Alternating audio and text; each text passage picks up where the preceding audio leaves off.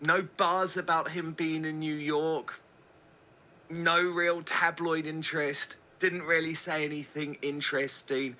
But Brittany, he looks like a man who is haunted by the failure of his own life. Am I being unfair?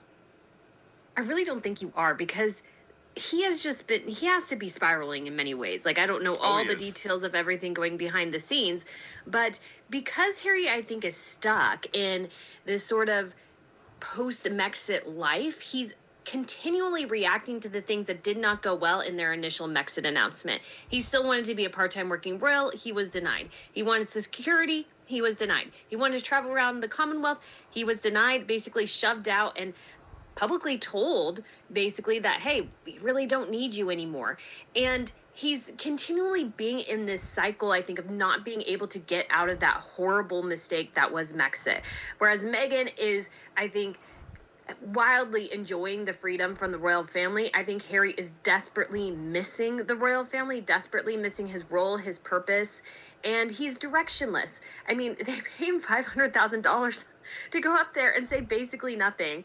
And he barely graduated high school. Like, what soliloquies could this guy offer? Like, very, very few. He's not known for being bright. Of course, bright people didn't finish high school or had struggled with it. That's, of course, true as well. But he's not known for giving anything to the public really except for a smile and a handshake.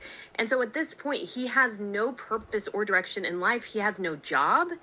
And he's basically just surviving off his wife's social media presence and failing business. And that's it. That's all he's got.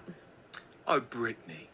Brittany, but come on. I mean, there's words of wisdom like this, Brittany. Watch again. The longer that we are on planet Earth, the more experience we. I mean, pearls of wisdom there. True pearls of wisdom. You know, the longer you live, the more experience you have.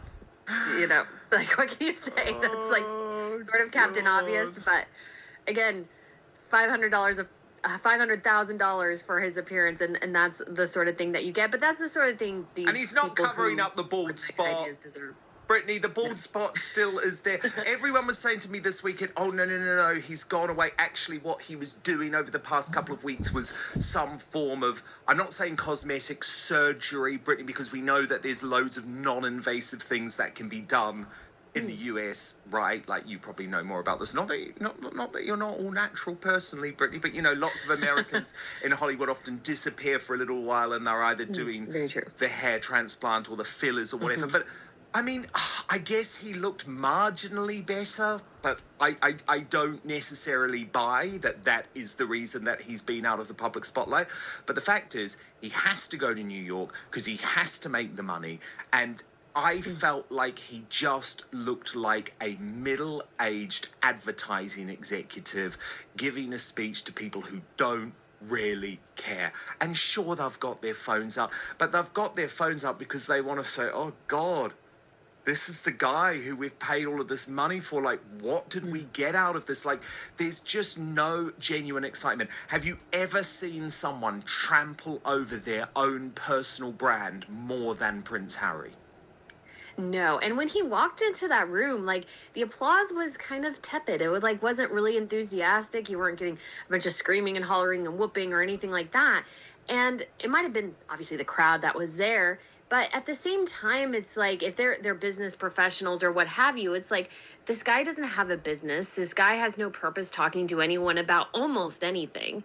And he's just basically a marionette. He's just there to share his talking points, mostly provided by his wife, and try to attempt to look like he's saving the world when literally he's just going over ground that's already been done before, and he can't offer anything new in the space whatsoever, except to say my wife was so trolled. You know, poor Meghan, who has her own troll squad that she activates all the time and loves to rile up. So it's like he's so deluded at this point. I mean, just on the basis of, I don't even think the guy has a connection with reality at this point. Why would you even listen to somebody who's so unconnected from the real world and can't even recognize when he does an interview with the BBC, basically calling out his father, telling the world how horrible his father is for not getting him security, and then he's shocked that his father doesn't want to meet with him or speak with him.